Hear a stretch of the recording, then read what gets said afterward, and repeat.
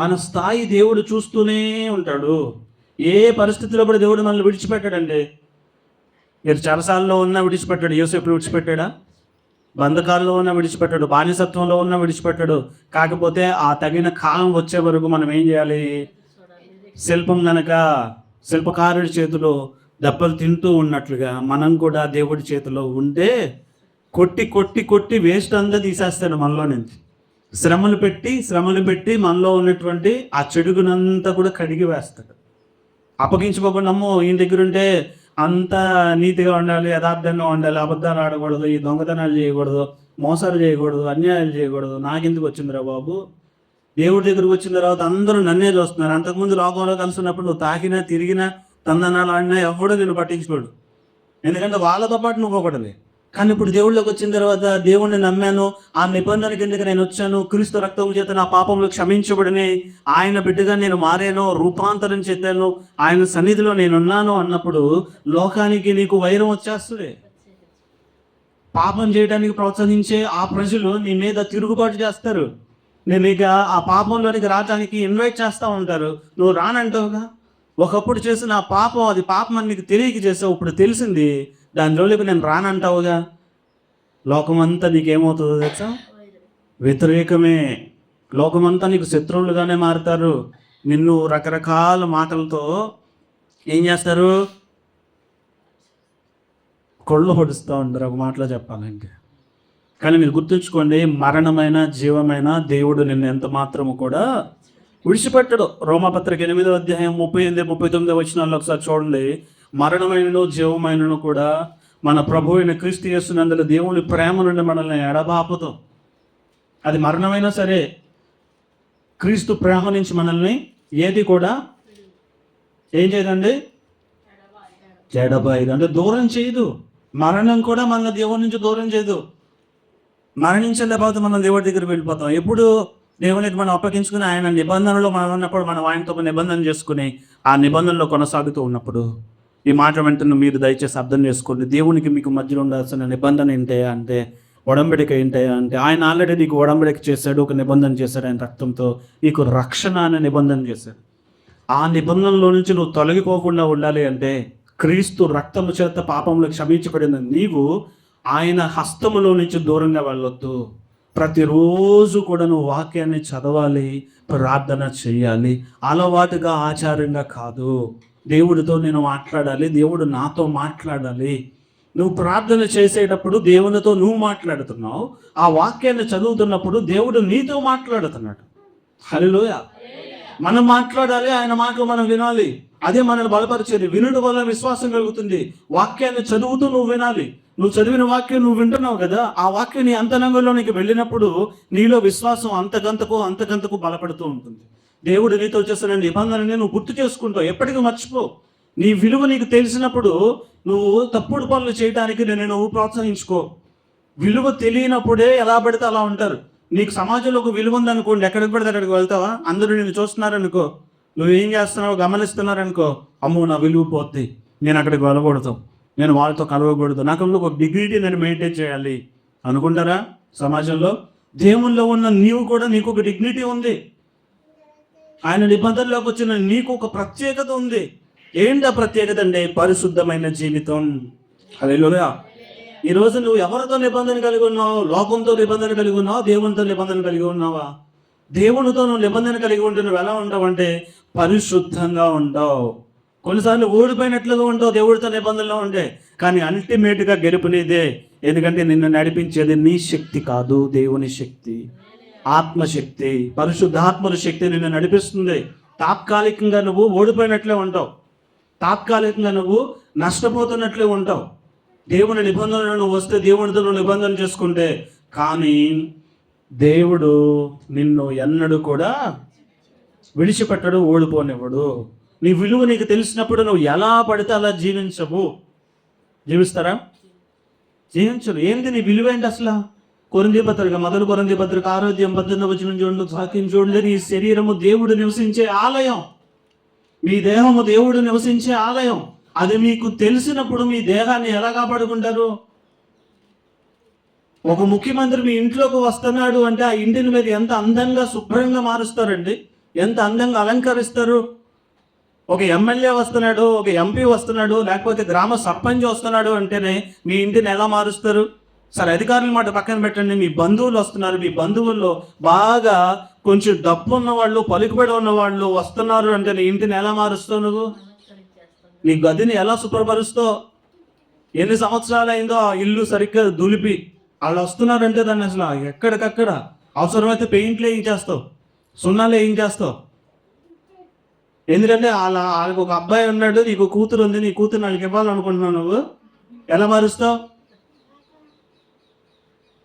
మరి నీ దేహము దేవునికి ఆలయం అండి. దేవుడే నీ దేహంలోకి రావాలని ఆశపెడుతుండే మరి నీ దేహాన్ని ఎలా మారుస్తావు? పరిశుద్ధంగా ఉంచాలిగా. ఆ నిబంధన నీకు అర్థమైన రోజు, నీ విలువ నీకు అర్థమైన రోజు నీ దేహాన్ని ఎంత పరిశుద్ధంగా కాపాడుతావో.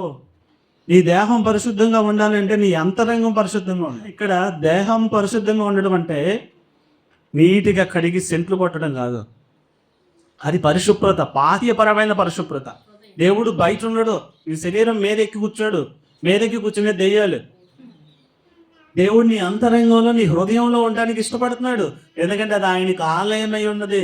ఇలా నిర్మించబడినటువంటి దేవాలయాల్లో ఆయన ఉంటాడు ఉండడు నేను చెప్పలేను, కానీ నీలో నాలో మాత్రం ఆయన ఉంటాడు.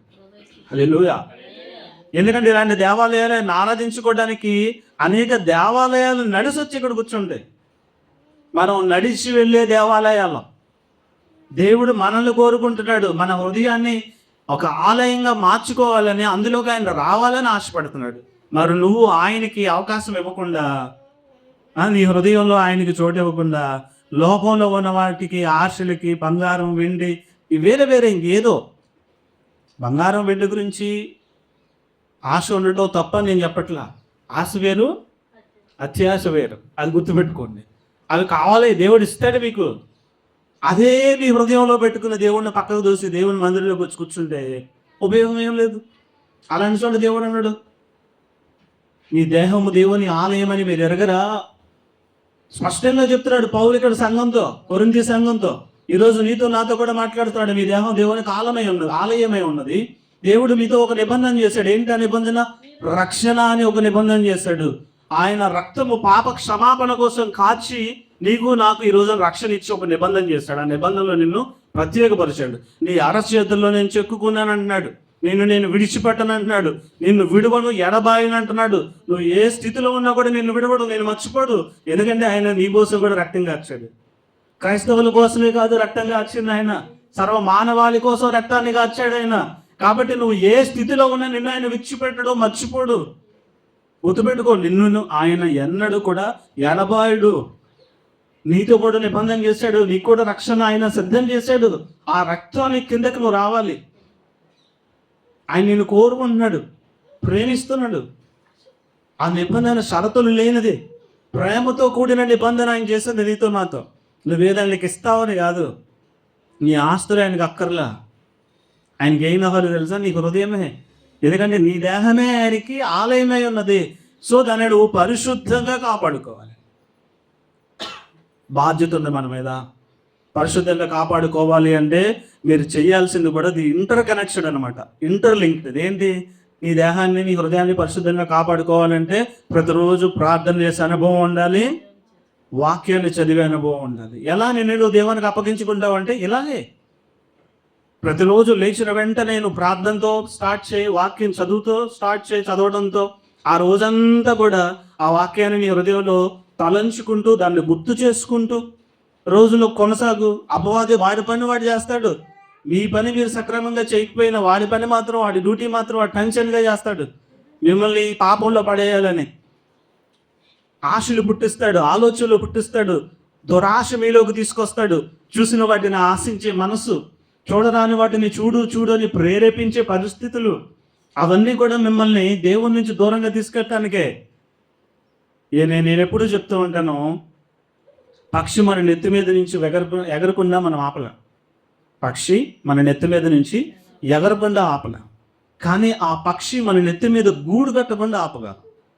అది మన చేతుల్లో ఉంది. అంటే చెడు ఆలోచనలు మన హృదయంలోనికి రాకుండా మనం ఆపలేం. కానీ ఆ చెడు ఆలోచనలు గూడు కట్టుకుని ఆలోచన నిన్ను చెడ్డ క్రియల్లోకి తీసుకెళ్లకుండా నువ్వు ఆపగలవు. చెడు ఆలోచన నీ హృదయంలో నీకు వచ్చిన వెంటనే నువ్వు ఆ ఆలోచన దేవునికి చెప్పి, పరిశుద్ధాత్మనికి చెప్పి, ప్రభువా నాకు ఇలాంటి చెడ్డ తలంపు వస్తుంది, అది చూడాలనిపిస్తుంది, ఇది చెయ్యాలనిపిస్తుంది, చెడ్డదని నాకు తెలుస్తుంది.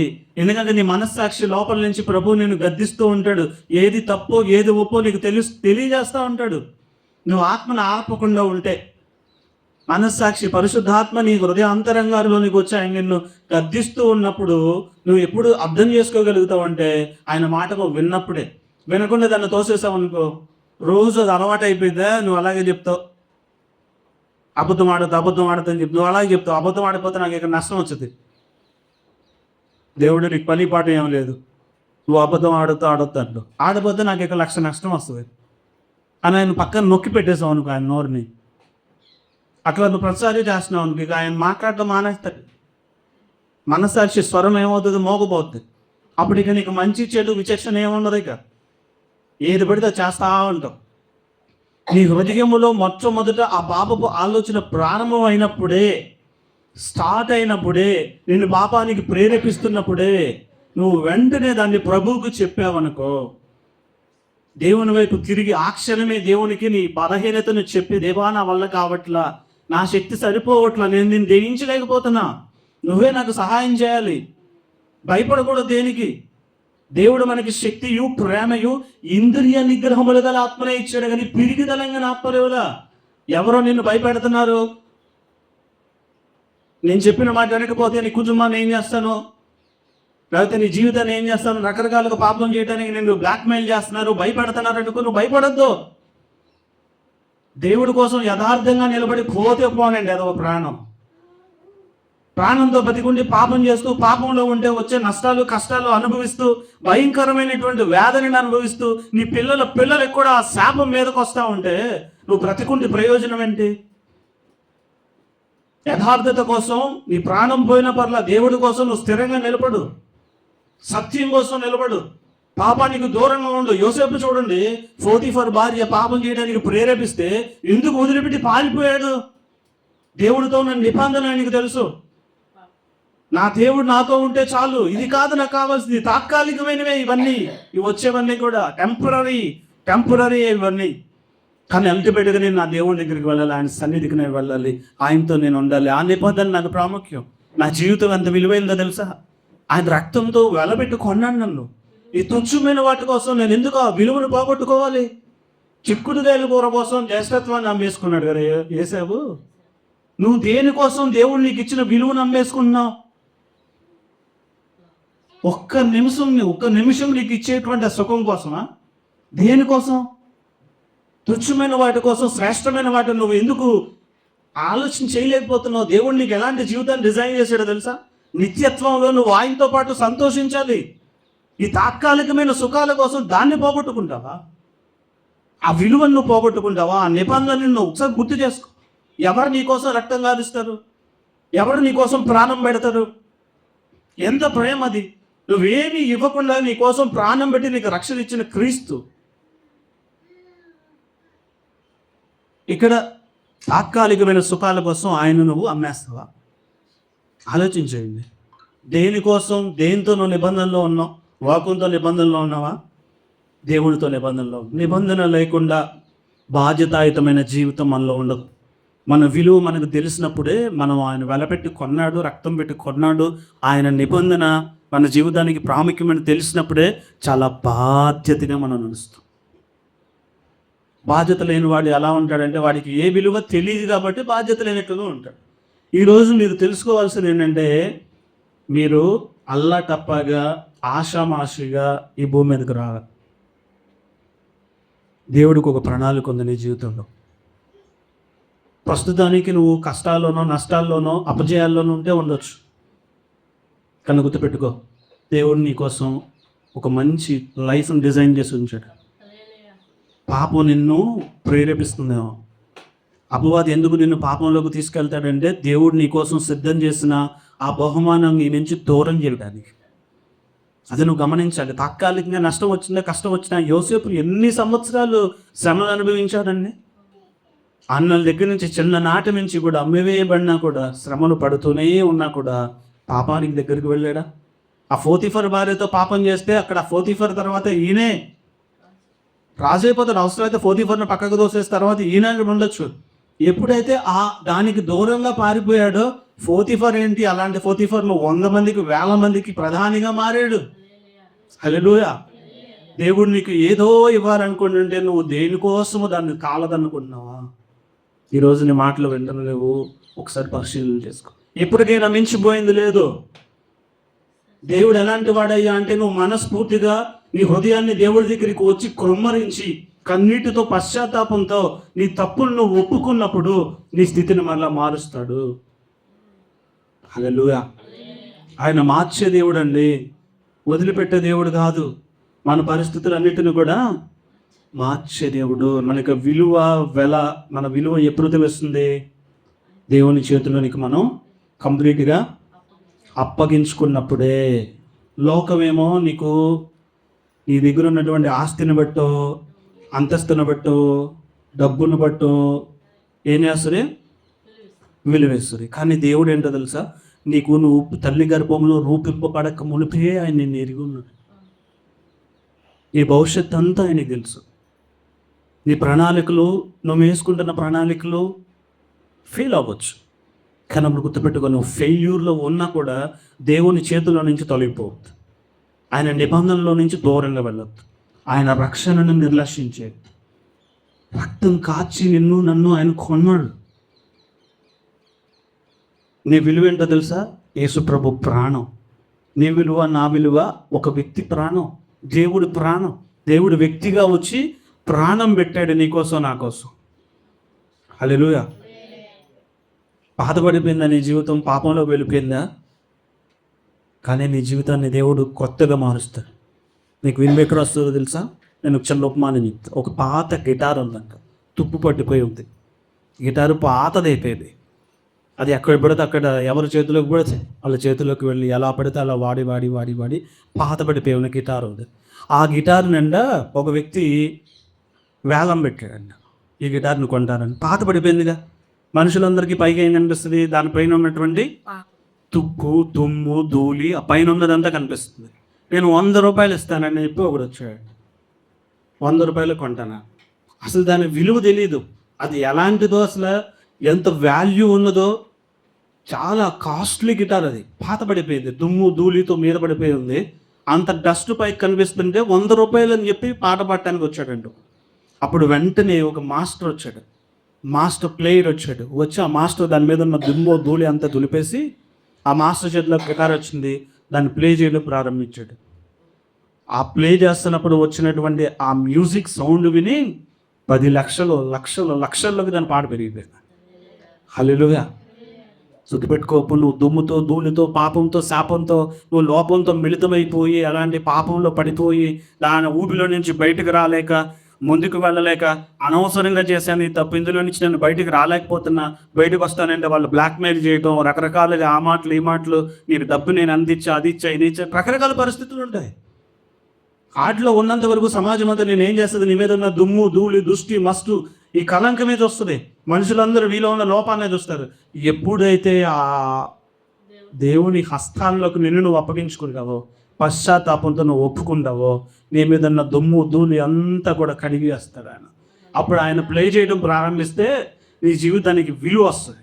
ఆ విలువ ఎలాంటిదయ్యా అంటే అసలు నువ్వు ఊహించలేవు, అంచనా కూడా వేయలేవు. అంతే.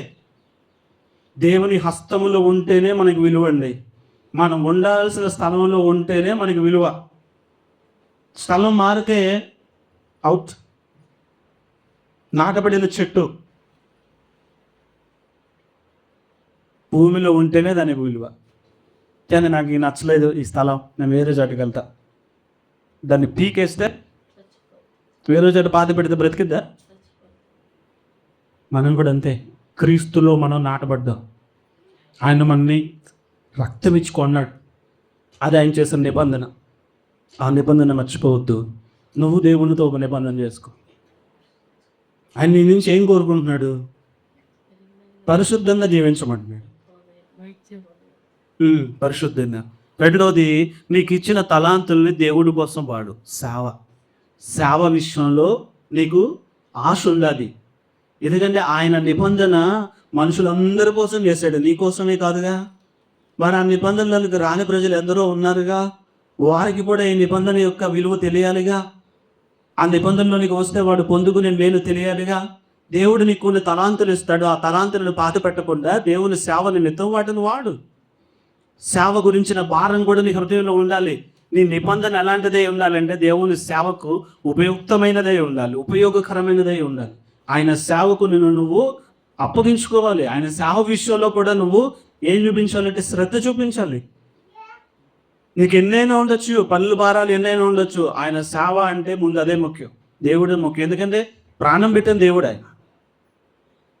నీ కోసం నా కోసం నిబంధన చేశాడు. మరి నువ్వు ఆయనకి ఏ నిబంధన చేసుకుంటున్నావు చెప్పండి. ఈరోజు మీరు దేవునితో ఎలాంటి నిబంధన చేసుకుంటున్నారు? ఈ విలువ మీకు తెలుస్తుందా? దేవుని చేతిలో పెడితేనే మీకు విలువ. చెక్ బుక్ మీద, బ్లాంక్ చెక్ మీద సైన్ పెట్టి పెచ్చగాడి చేతిలో పెడితే ఆ చెక్ బుక్ కాగితం అనుకుంటాడు, వాడికి తెలియదు దాంట్లో బ్లాంక్ చెక్ ఉంది. ఇప్పుడు మీ జీవితం కూడా దేవుడు బ్లాంక్ చెక్ లాగా మీకు ఇచ్చాడు. ఆ చెక్కుని తీసుకెళ్ళి సరైనటువంటి దేవుని చేతిలో పెడితే దాని వాల్యూ ఎంతో. ఎన్ని లక్షలు దాని మీద రాస్తే మనం కూడా అంతే. దేవుని నిబంధనను గుర్తు చేసుకుందాం. ఆయన నిన్ను అరచేతుల్లో చెక్కుకున్నాడు, గుర్తుపెట్టుకోండి. ఆయన అరచేతుల్లో మీరు నేను చెక్కబడి ఉన్నాం. మనల్ని అంతగా ప్రేమిస్తున్నాడు ఆయన. మరి మనం కూడా ఆయన్ని ప్రేమిస్తే ఒక నిబంధన చేసుకుంటాం. ఎలాంటి నిబంధన చేసుకుంటారు మీరు? చూస్తూ వచ్చాం కదా మనం ఒక వ్యక్తి చేసుకున్న నిబంధన. ప్రతిరోజు వాక్యం చదవకుండా, ప్రార్థన చేయకుండా, ప్రాణం పోయే ఆఖరి రోజు కూడా ఆయన మనకి మాదిరిగా ఉన్నాడు. ఈరోజు కొన్ని గడియల్లో నా ప్రాణం పోతుంది అనగా అర్ధరాత్రి 12 డేట్ మారుతుంది కాబట్టి నేను ఈరోజు వాక్యం చదవలేని స్థితిలో ఉంటే చదివించుకున్నాడు. మనం చదవగలిగి ఉండి, ఆరోగ్యం ఉండి, శక్తి ఉండి, చదవగలిగిన తలాంతులుండి, జ్ఞానం ఉండి, చదవటానికి మనకి ఎంత నిర్లక్ష్యం అండి. ప్రార్థన చేయడానికి ఎంత నిర్లక్ష్యం, ప్రభువుకి మనల్ని మనం అప్పగించుకోవడానికి ఎంత నిర్లక్ష్యం. దయచేసి అలా ఉండొద్దు.